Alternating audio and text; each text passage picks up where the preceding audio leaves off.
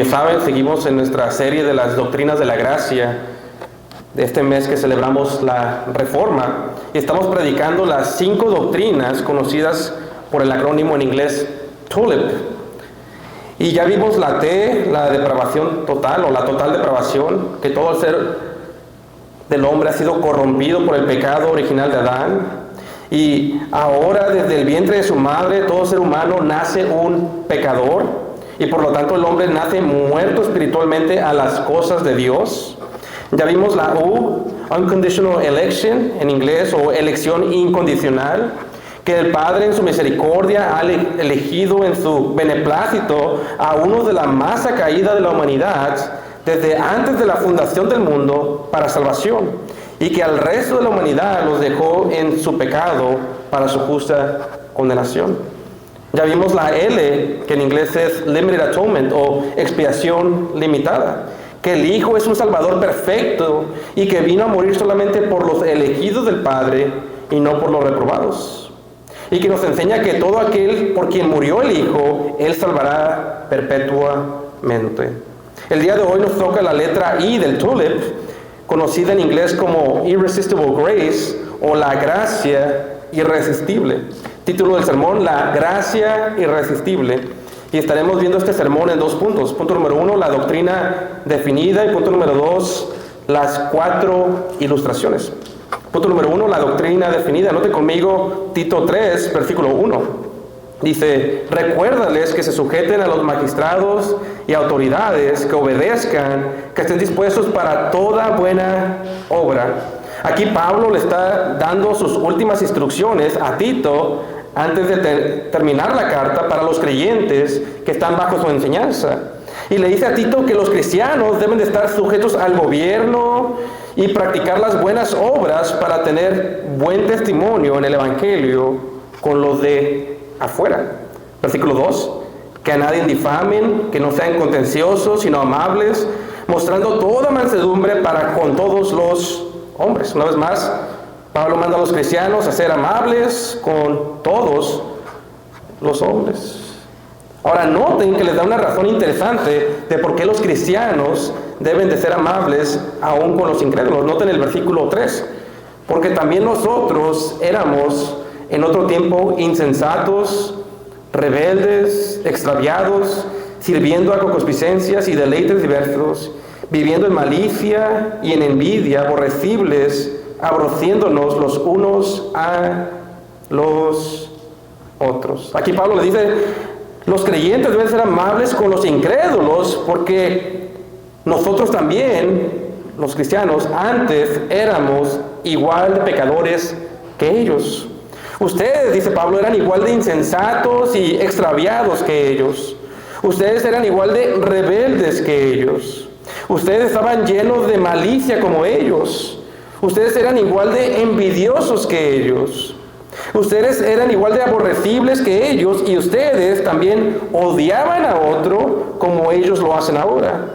Ustedes, al igual que ellos, solamente buscaban satisfacer sus concupiscencias o antojos de pecar. Ustedes también, al igual que ellos, amaban los deleites diversos del pecado. Pero ¿qué pasó en nosotros? ¿Qué sucedió que nos cambió de estar en el reino de las tinieblas al reino de la luz? ¿Cómo nos fuimos de ser totalmente depravados a ser hijos de Dios? La respuesta es que Dios envió a su Espíritu Santo para darnos vida y nos abrió los ojos al Evangelio para que fuéramos salvos. Noten conmigo del versículo 4 al 7. Pero cuando se manifestó la bondad de Dios, nuestro Salvador, y su amor para con los hombres, nos salvó, no por obras de justicia que nosotros hubiéramos hecho, sino según su misericordia, por el lavamiento de la regeneración y de la renovación del Espíritu Santo, que Él derramó en nosotros abundantemente por Jesucristo, nuestro Salvador, para que, justificados por su gracia, llegáramos a ser herederos según la esperanza de la vida eterna. Estos para mí son uno de los versículos más preciosos del Nuevo Testamento. Pues se nos dice que pasamos de ser incrédulos, aborrecibles, a creyentes en el Dios vivo. Pero ¿qué sucedió en nosotros? La gracia irresistible de Dios se manifestó en nuestras vidas. Pues Dios en su misericordia nos regeneró, nos dio vida espiritual por su Espíritu y nos lavó de nuestro pecado. Ahora, con este pasaje en mente, vamos a tratar de responder la siguiente pregunta. ¿Qué es la doctrina de la gracia irresistible? La gracia irresistible significa que Dios manda a su Espíritu Santo a sus elegidos y el Espíritu los regenera, les da vida espiritual. Y cuando el Espíritu Santo regenera a alguien, Él les quita el velo de sus ojos para que puedan ver la gloria de Cristo. Y ellos, al ver a Cristo y su gloria, son irresistiblemente atraídos a Él y creen en Él para salvación. Ahora escuchen lo que no significa la gracia irresistible. El doctor R.C. Sproul contaba que cuando él estaba en el seminario, como estudiante, que alguien le preguntó a uno de sus profesores, ¿usted cree en la elección de Dios? Y que el profesor se molestó a la pregunta y le dijo, yo no creo que Dios arrastra a la gente en contra de su voluntad al cielo. Y tristemente esto es lo que muchos piensan que significa la gracia irresistible. Ellos creen que a los elegidos Dios los salva en contra de su voluntad y que los lleva arrastrando al cielo. Pero esta no es la doctrina de la gracia irresistible que hemos heredado de nuestros padres bautistas reformados. Lo que la gracia irresistible significa es que cuando una persona elegida escucha el Evangelio predicado, el Espíritu Santo le abre los ojos y obra en ellos de tal manera que ellos pueden ver la gloria de Jesús. Y al ver la gloria de Cristo, ellos voluntaria y libremente van a Cristo porque entienden que no hay algo más glorioso y hermoso que Él. Ahora vayan conmigo a Juan 6:44, que es uno de los pasajes clásicos que enseñan la doctrina de la gracia irresistible. Juan 6, versículo 44, es un pasaje clásico que enseña esta doctrina. Y en Juan 6, versículo 44, de la Reina Valera SBT 2023, que es la que suele estar predicando, dice así: ninguno puede venir a mí si el Padre que me envió no lo trajere, y yo lo resucitaré en el día postrero. Ahora, aquí vemos primero una negación, que nadie puede venir a Cristo por sí mismo. Es decir, nadie por su propia voluntad humana puede venir a Jesús. Segundo, vemos que los que vienen a Cristo son porque primero son traídos por Dios Padre. Tercero, todo aquel que es traído por el Padre ciertamente será salvo, pues a eso se refiere Cristo cuando dice que los resucitará en el día postrero. ¿Ven lo irresistible de la gracia? Es gracia porque nadie lo merece. Y número 2, es irresistible porque los elegidos ciertamente vendrán a Cristo.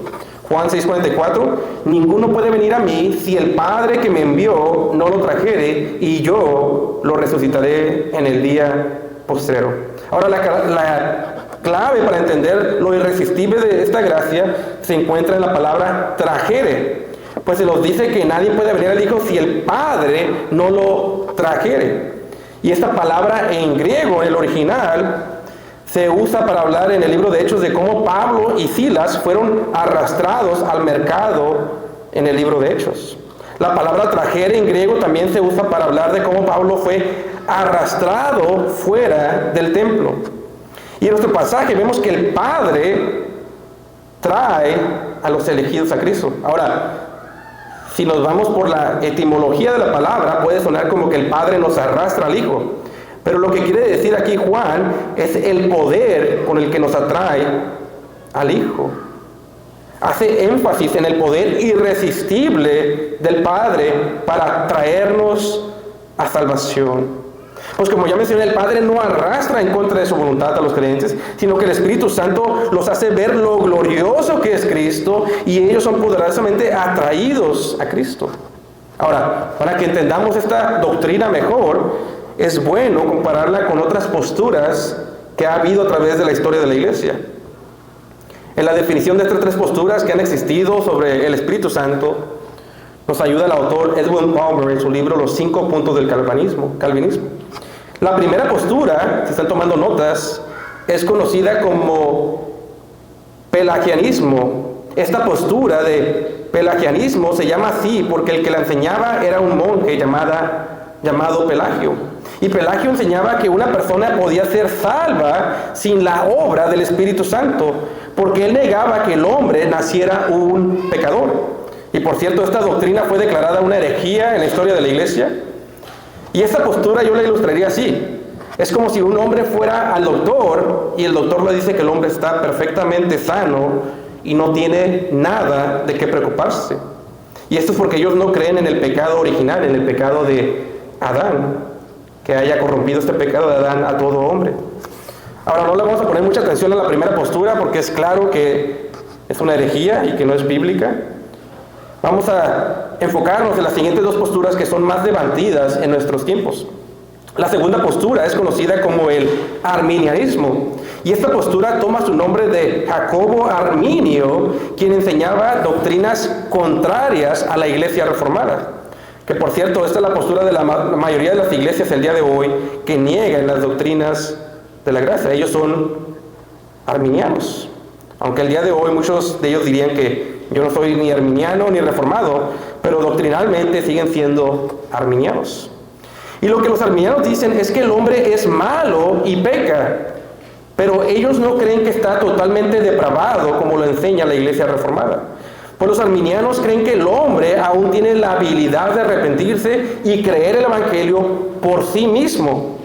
Y creen que una vez que el hombre ya ha creído, entonces el Espíritu Santo los regenera y los hace nacer de nuevo. Es decir, ellos creen que el hombre hace su parte de arrepentirse y creer el evangelio primero y después el Espíritu Santo los regenera. Yo ilustraría esta postura de la siguiente manera. Un hombre va al doctor y el doctor le dice que tiene cáncer, pero le dice que en cooperación con los médicos y la quimioterapia, él puede mejorar su salud. La tercera postura es la postura reformada. En contraste con estas dos posturas, la iglesia reformada diría que el hombre ya está muerto en sus delitos y pecados. Y por lo tanto que es necesario que el Espíritu Santo regenere a una persona antes de que una persona pueda creer el evangelio. Yo ilustraría esta postura de la siguiente manera. Esta vez el hombre no va al doctor. Esta vez el hombre tiene que ser sacado de su tumba en forma de huesos porque él ya está muerto. Y ya no hay nada que se pueda hacer por este hombre, pues ningún hombre puede levantarse de entre los muertos. El único que puede darle vida a este cadáver es el Espíritu Santo. Y solo si el Espíritu Santo obra en su vida primero, ese hombre podrá entonces creer el evangelio. Así es que en el resto de la predicación queremos responder a esta pregunta. ¿Qué viene primero en la salvación? ¿La obra del Espíritu Santo o la fe para creer en el evangelio? Tito 3, versículo 5, nos salvó no por obras de justicia que nosotros hubiéramos hecho, sino según su misericordia por el lavamiento de la regeneración y de la renovación del Espíritu Santo, que Él derramó en nosotros abundantemente por Jesucristo nuestro Salvador. Ya vimos el punto número 1, la doctrina definida. Punto número 2, las 4 ilustraciones. En la primera ilustración, vayan conmigo a Efesios capítulo 2. Vayan conmigo a Efesios capítulo 2. La primera ilustración que veremos de la obra del Espíritu Santo es la ilustración de la resurrección. Vayan conmigo a Efesios capítulo 2. Vamos a ver 4 ilustraciones. Esta es la primera. Efesios capítulo 2 y en el versículo 1 dice así. Y Él os dio vida a vosotros que estabais muertos en vuestros delitos y pecados. Ahora, si usted tiene la versión Reina Valera SPT, se dará cuenta que las primeras palabras, y Él os dio vida, están en letra itálica, aunque es poco difícil de ver. Es decir, es un tipo de letra diferente que el resto del versículo. Y esto es porque las palabras y Él os dio vida en el griego no aparecen en el versículo 1, sino que aparecen hasta el versículo 5. Pero los traductores lo ponen en el versículo 1 para que entendamos el mensaje en español. Pero entonces el énfasis en el original, en el griego del versículo 1, es que como cristianos, antes de ser cristianos, antes de ser creyentes, estábamos muertos en nuestros delitos y pecados, al igual que los hermanos de Éfeso, a quien originalmente se les escribió esta carta. Noten en Efesios 2, versículo 1, y Él os dio vida a vosotros, que estabais muertos en vuestros delitos y pecados. Si tú hoy eres cristiano, tú antes de ser cristiano estabas muerto. Es decir, no estabas bien, como decía la doctrina de Pelagio, y tampoco estabas gravemente enfermo, como dicen los arminianos, sino que antes de Cristo eras un cadáver espiritual, estabas muerto. Incluso si tú no eres creyente, esta es tu condición actual, estás muerto. El diagnóstico de la Biblia no es que a veces cometes errores o equivocaciones en la vida. El diagnóstico no es que tienes cáncer espiritual y estás gravemente enfermo.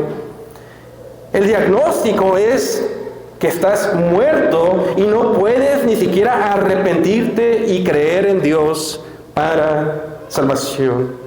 Y esto es importante para responder la pregunta: ¿qué viene primero, la salvación? ¿La obra del Espíritu o la fe del hombre? Ahora, ¿qué significa que los cristianos antes estábamos muertos? No se refiere a que estábamos muertos físicamente, porque es claro que teníamos vida física, sino que Pablo se refiere a que estábamos muertos a las cosas de Dios, a las cosas espirituales. Se refiere a que el hombre natural odia las cosas de Dios y no las puede entender. Se refiere a que el hombre natural no busca a Dios, sino que suprime la verdad en injusticia. Se refiere a que el hombre natural está en la carne y no se sujeta a la ley de Dios y ni siquiera puede. Versículo 1 al 2. Y Él os dio vida a vosotros, que estabais muertos en vuestros delitos y pecados, en los cuales anduvisteis en otro tiempo, conforme a la corriente de este mundo. Una vez más, noten que Pablo le está hablando a cristianos y le dice a los cristianos de Éfeso que en el estado de muerte en el que estaban antes de Cristo, ellos tenían un patrón de vida pecaminoso y que ese patrón de vida era mundano, seguía la corriente de este mundo malo. Versículo 2, parte B, conforme al príncipe de la potestad del aire. Aquí el príncipe de la potestad del aire es una referencia a Satanás. Y lo que está diciendo Pablo aquí es que nosotros, antes de ser cristianos, teníamos una alianza diabólica con el mismo príncipe de los demonios. Es decir, en un sentido, hacíamos y amábamos las obras que el diablo ama y hace. Versículo 2, en los cuales anduvisteis en otro tiempo, conforme a la corriente de este mundo, conforme al príncipe de la potestad del aire, el espíritu que ahora opera en los hijos de desobediencia. Pablo aquí dice que el mismo espíritu satánico que en este momento opera poderosamente en los incrédulos es el mismo espíritu que antes operaba en nosotros. Es decir, una vez Pablo dice, vean al mundo y vean la maldad de los incrédulos. Y Pablo dice, ustedes eran iguales que ellos. Esta semana he visto las noticias de lo que está pasando en Israel con Hamas y cómo mataban bebés. Incluso hay reportes de que torturaban a los bebés y a personas sin piedad. Y al ver eso, uno se dice a sí mismo, ¿cuánta maldad hay en estos hombres? Pero escuchen, lo que dice aquí es que nosotros, antes de ser cristianos, teníamos el mismo espíritu diabólico que esos hombres. Que nosotros practicamos pecados igual de aborrecibles a Dios, que nosotros éramos mundanos como el resto del mundo, que estábamos muertos y éramos insensibles a lo bueno que es Dios. Versículo 3, entre los cuales también todos nosotros vivimos en otro tiempo, en los deseos de nuestra carne, haciendo la voluntad de la carne y de los pensamientos. En ese tiempo, antes de Cristo, solo vivíamos en los deseos de la carne. En ese tiempo solamente vivíamos para pecar y transgredir la ley de Dios. Y lo único que pasaba por nuestra mente era alimentar nuestros deleites diversos en el pecado. Versículo 3, parte final. Y éramos por naturaleza hijos de ira, así como los demás. Y no solo eso, sino que en ese tiempo éramos hijos de ira. Hubo un tiempo antes de que fuéramos cristianos que la santa ira de Dios estaba sobre nosotros, al igual que hoy lo está sobre los que aún no creen en Cristo. Así es que ya vimos de los versículos 1 al 3, la Biblia nos presenta como muertos espiritualmente a las cosas de Dios. Y una vez más, esto es importante porque un hombre muerto no puede creer o arrepentirse. Pero entonces, ¿qué pasó? ¿Cómo es que nos convertimos en cristianos? Versículo 4, pero Dios. Noten que este versículo empieza con pero Dios, con la excepción. No dice pero la voluntad del hombre, no dice pero ustedes se arrepintieron y creyeron el Evangelio, no, aquí dice que Él inicia, que el que inicia la salvación es Dios, pero Dios. Esta salvación no está centrada en el hombre, sino en Dios y su misericordia hacia pecadores elegidos desde antes de la fundación del mundo. Versículo 4, pero Dios, que es rico en misericordia, por su gran amor con que nos amó. Versículo 5, aún estando nosotros muertos en pecados, nos dio vida juntamente con Cristo, por gracia sois salvos, y juntamente con Él, ¿qué? Nos resucitó y nos hizo sentar con Él en los lugares celestiales en Cristo. Noten que el versículo 6 dice que al igual que Cristo fue resucitado de entre los muertos, también nosotros fuimos resucitados espiritualmente. Y estos versículos hablan de que Dios obró primero para darnos vida espiritual, para regenerarnos, cuando nosotros aún estábamos muertos espiritualmente. Y esta obra es ilustrada con nuestra resurrección espiritual que teníamos. El Espíritu nos pasó de ser muertos a resucitarnos espiritualmente para que creyéramos el Evangelio. Entre las muchas noticias de Hamas y de Israel, escuché de un hombre que creció como un príncipe de Hamas y fue salvo por el Evangelio. Su padre es un terrorista y él fue criado para odiar a los israelitas desde pequeño, pero escuchó el Evangelio y fue salvo. Y miré a este hombre y verdaderamente se miraba su amor por el Evangelio. Y me hice la pregunta, ¿qué pasó con este hombre? Creció igual que el resto de ellos, de los terroristas. Él era un cadáver espiritual, pero el Espíritu Santo lo resucitó para que entendiera el Evangelio y fuera salvo al igual que a nosotros. Versículos 7 y 8, para mostrar en los siglos venideros las abundantes riquezas de su gracia en su bondad para con nosotros en Cristo Jesús, porque por gracia sois salvos por medio de la fe, y esto no es de vosotros, pues es don de Dios. Versículo 8, esta salvación es un regalo de Dios y no una obra del hombre. Ahora, según esta ilustración que vimos, ¿qué viene primero? ¿La fe del hombre o la regeneración del Espíritu Santo? Es claro que la resurrección de un muerto espiritual muestra que el Espíritu Santo es el que primero obra en la salvación y después uno cree el Evangelio. ¿Y qué hace el Espíritu Santo cuando regenera a un hombre?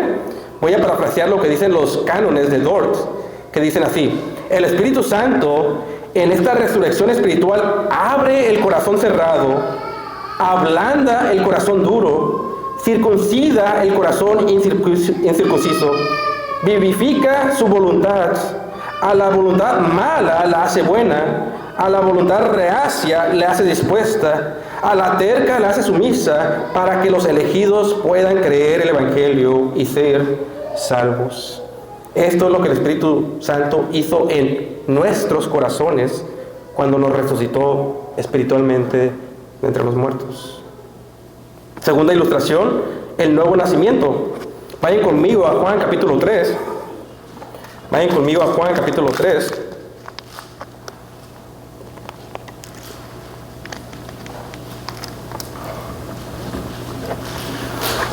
Juan capítulo 3, y solamente vamos a ver 5 versículos. Y noten conmigo el versículo 1. Y había un hombre de los fariseos que se llamaba Nicodemo, un principal entre los judíos. En este pasaje tenemos a un hombre altamente entrenado en la religión judía llamado Nicodemo. Y él viene a Jesús por las señales, por los milagros que él hacía. Versículo 2. Este vino a Jesús de noche y le dijo: Rabí, sabemos que has venido de Dios como maestro, porque nadie puede hacer estas señales que tú haces si no estuviera Dios con él. Este hombre, Nicodemo, se acerca a Jesús y le dice: Rabí, sé que Dios está confirmando tu mensaje por los milagros que haces. Pero ahora, aún en la pregunta se nota que Nicodemo no entendía las cosas espirituales, porque Cristo era más que un rabí, no solamente era un maestro de Israel, Él es el Hijo de Dios. Y por esta razón Jesús le responde de la siguiente manera, versículo 3.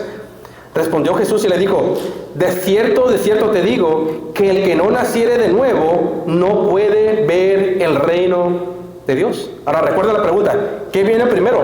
¿La obra del Espíritu Santo o el arrepentimiento y la fe? Y noten que aquí Jesús claramente responde a esa pregunta cuando le dice a Nicodemo que si una persona no nace de nuevo, ni siquiera puede ver el reino de Dios. Es decir, una persona no puede entender las cosas de Dios y el Evangelio si el Espíritu Santo no lo regenera primero o le da vida espiritual primero.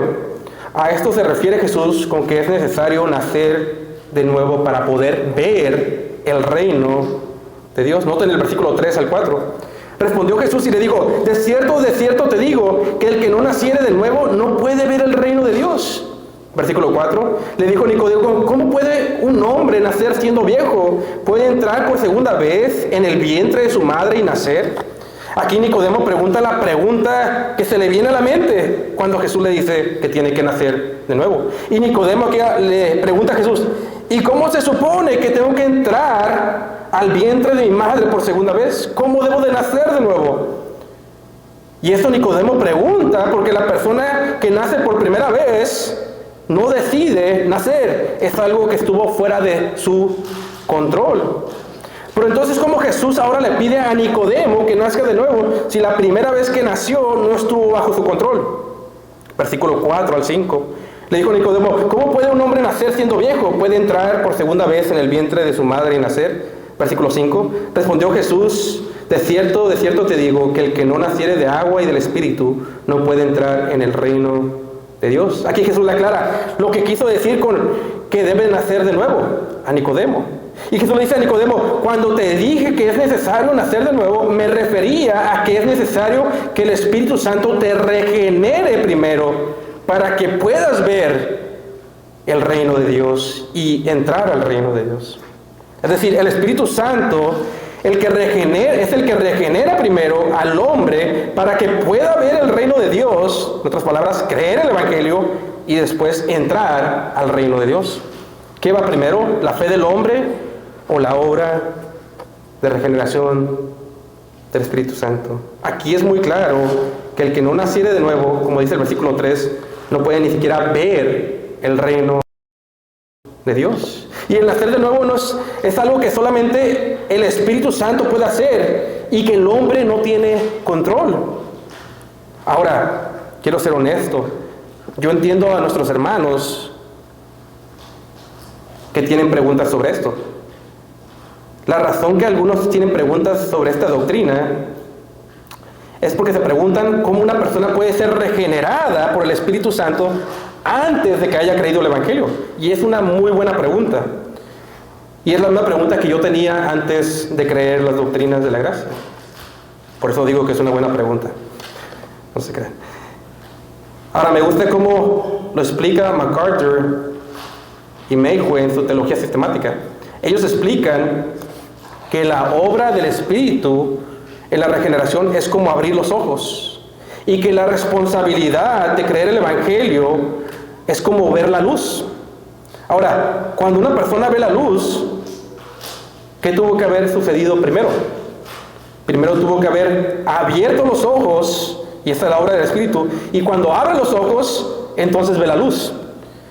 En otras palabras, primero abre los ojos y después ve la luz, y estas dos cosas, aunque una va primera, en el tiempo parece que son simultáneamente. Abre los ojos e inmediatamente ves la luz.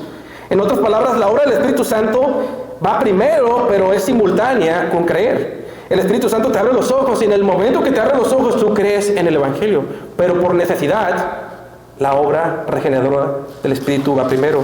La soberanía de Dios va primero. En las palabras de Cristo, Juan 3:3, de cierto te digo, que el que no naciere de nuevo no puede ver el reino de Dios. Y este es el mismo Nicodemo que en el versículo 16 le dice, cree en el Evangelio, porque de tal manera amó Dios al mundo, que ha dado a su Hijo unigénito, para que todo aquel que en él cree no se pierda, mas tenga vida eterna. Pero primero le digo, tienes que nacer de nuevo.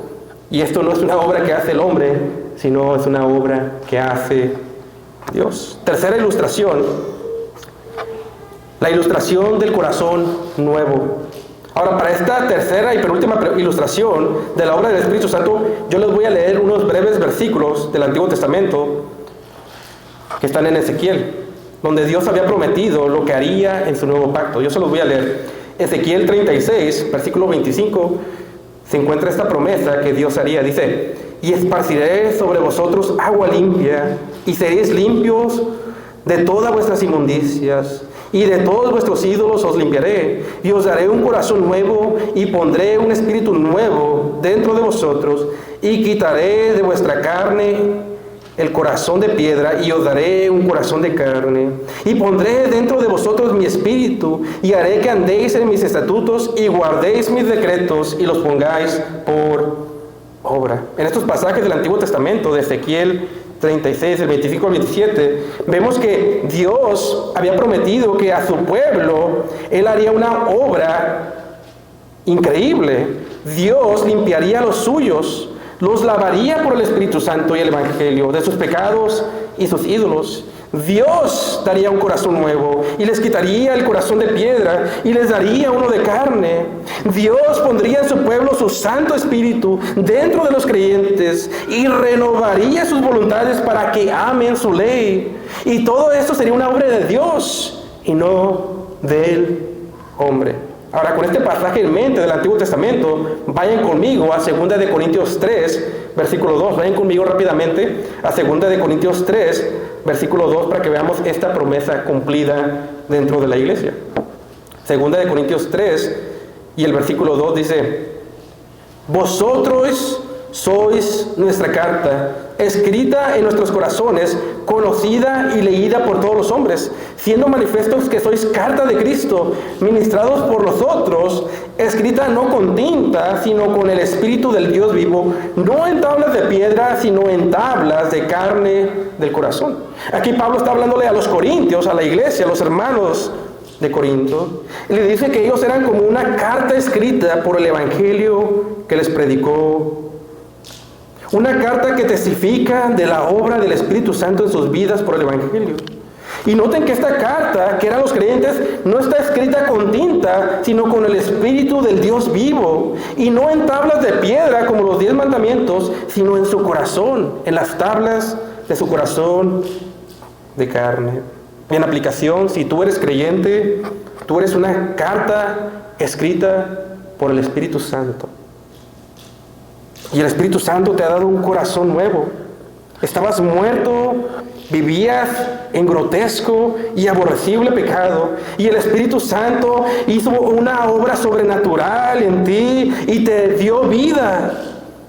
Te abrió los ojos, te dio un corazón nuevo, te lavó de tus ídolos, te ha renovado tu voluntad para que ames la ley de Dios y ahora eres un testimonio vivo que cuenta la gloria de Dios en el Evangelio de Cristo Jesús.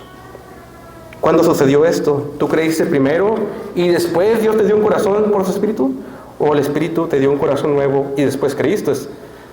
Como ya dije, primero suceden simultáneamente, pero es necesario que primero el Espíritu Santo te abra los ojos. Vayan conmigo rápidamente nomás para ver este ejemplo, este último pasaje de Hechos 16, para que miren claramente cómo Dios obra. Hechos 16, en el versículo 13, es bastante claro que la soberanía de Dios va primero. Hechos 16, versículo 13.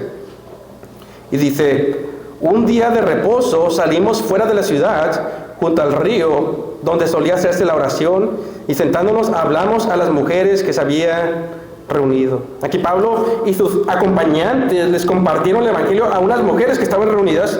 Ahora noten el versículo 14, Hechos 16, versículo 14. Entonces una mujer llamada Lidia, que vendía púrpura de la ciudad de Tiatira, temerosa de Dios, estaba oyendo, y el Señor abrió su corazón para que estuviera atenta a lo que Pablo decía. Noten por qué está atenta Lidia a la predicación del Evangelio. Porque el Señor abrió primero su corazón. Y seguimos leyendo, ella se bautizó después. La obra del Espíritu va primero. Inmediatamente crees en el Evangelio. Pero es necesario que primero el Espíritu te regenere. E inmediatamente cuando te regenera, crees y entiendes el Evangelio y estás atento a la predicación. Él te abre tu corazón. Cuarta y última ilustración, la ilustración de la nueva creación. En esta ilustración vemos que la obra de salvación se compara con la creación del mundo. Ahora, este es el último versículo, les pido que me acompañen. No se van a querer perder este versículo que nos muestra la gloria de la regeneración. Noten conmigo 2 Corintios capítulo 4. Vayan rápidamente conmigo, 2 Corintios capítulo 4 y el versículo 3. Es este último versículo y es la ilustración de la creación del mundo. La obra del Espíritu se compara con la creación del mundo. 2 Corintios 4, versículo 3, dice Pablo: pero si nuestro evangelio está aún encubierto, para los que se pierden está encubierto. Pablo nos dice que el evangelio está encubierto a los incrédulos. Es decir, es como si los incrédulos tuvieran un velo que los tapara de ver la luz radiante del evangelio y ser salvos. Versículo 4: entre los cuales el Dios de este siglo cegó el entendimiento de los incrédulos, para que no les resplandezca la luz del evangelio de la gloria de Cristo, quien es la imagen de Dios. Satanás, el Dios con D chica de este siglo, tiene a los incrédulos en oscuridad, con un velo para que no vean la gloria del evangelio, la gloria de Cristo. Versículo 5: porque no nos predicamos a nosotros mismos, sino a Cristo Jesús, el Señor, y a nosotros, vuestros siervos, por causa de Jesús. Ahora, noten con mucho cuidado el siguiente versículo. Porque Dios, que mandó que de las tinieblas resplandeciera la luz, es el que resplandeció en nuestros corazones para iluminación del conocimiento de la gloria de Dios en la faz de Jesucristo. Aquí en el versículo 6 es donde Pablo compara la obra de salvación de Dios con la creación del mundo en Génesis 1. Y noten lo que Pablo está diciendo, dice: el mismo Dios que en Génesis dijo, y sea la luz, es el mismo Dios que resplandeció en nuestros corazones por el Evangelio. Ahora, deténganse un segundo, imagínense cómo fue la creación del mundo. La Biblia nos dice que la tierra originalmente estaba desordenada y que las tinieblas cubrían la faz de la tierra. Y luego escuchen, si ustedes leen Génesis, dice que en medio del desorden, el Espíritu de Dios se movía sobre la superficie de las aguas, dándonos una indicación de que algo va a suceder y que el Espíritu va a dar orden y vida al mundo. Ahora imagínense en el mundo entero en oscuridad, agua y solamente tinieblas, desorden. Si han visto fotografías del espacio, pueden imaginarse una esfera completamente oscura.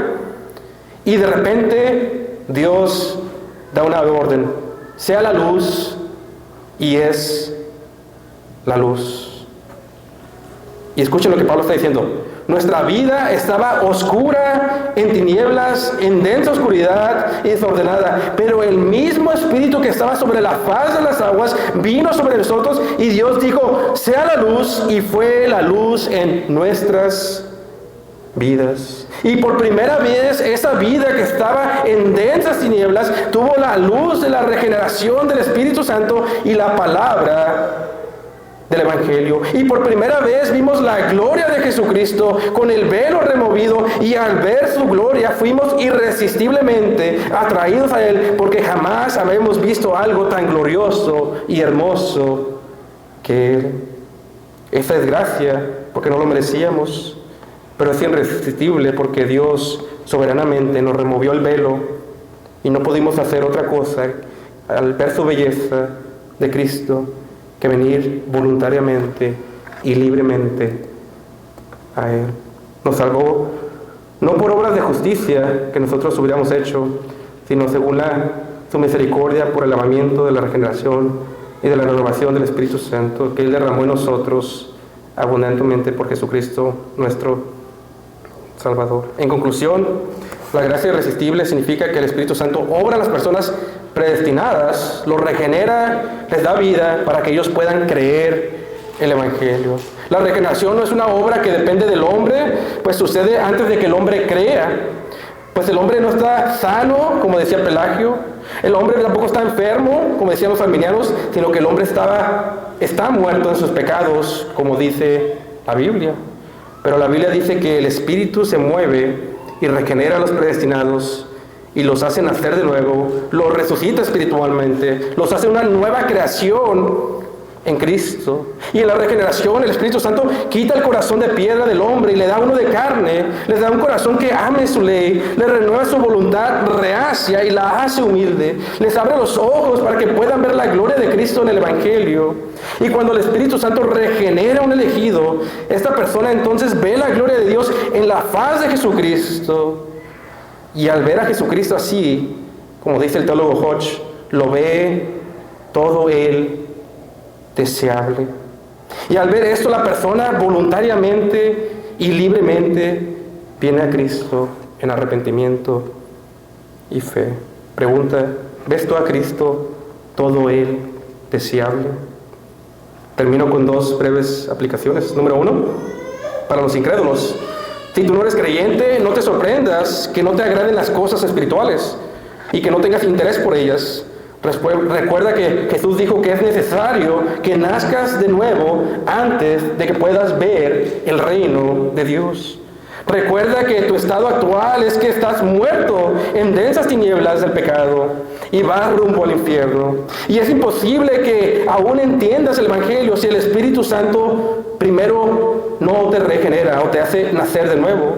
Y es imposible que veas la gloria de Cristo si sigues cegado por tu pecado y Satanás.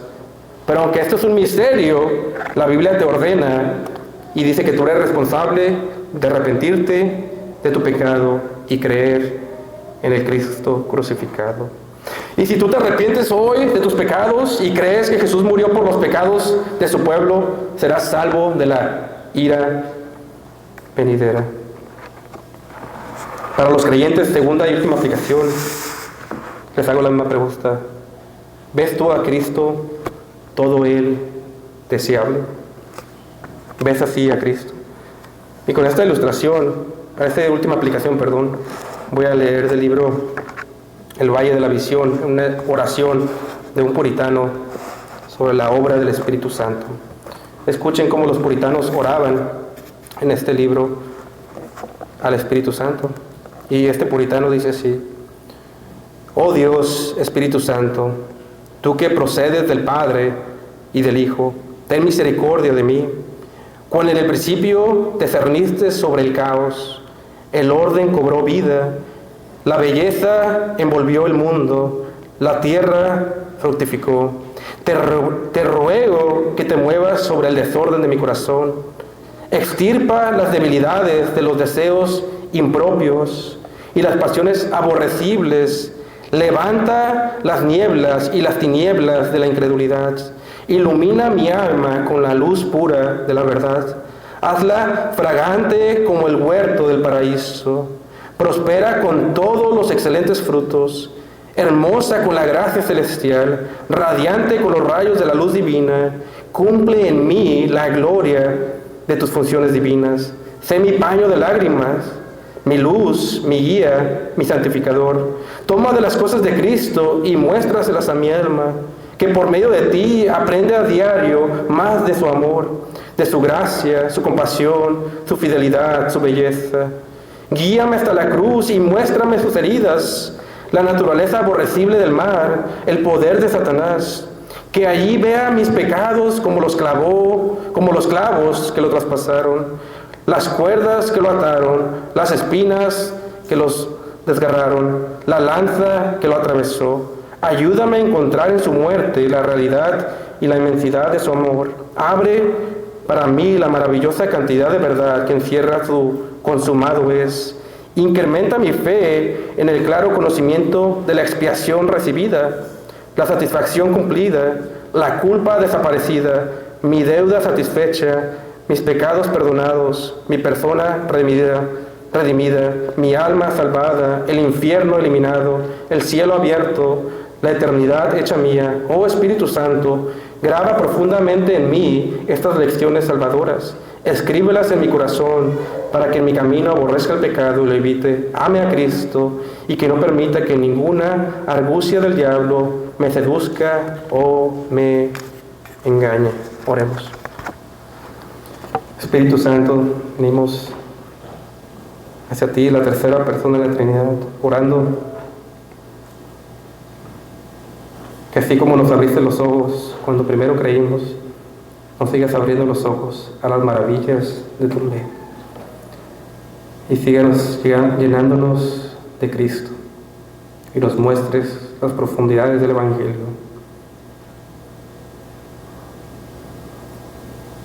y que sigas obrando nuestras vidas, santificándonos, haciéndonos aborrecer más el pecado y amándolo a Él, quien es todo y deseable, Cristo Jesús, nuestro Salvador. En el nombre de Jesús. Amén.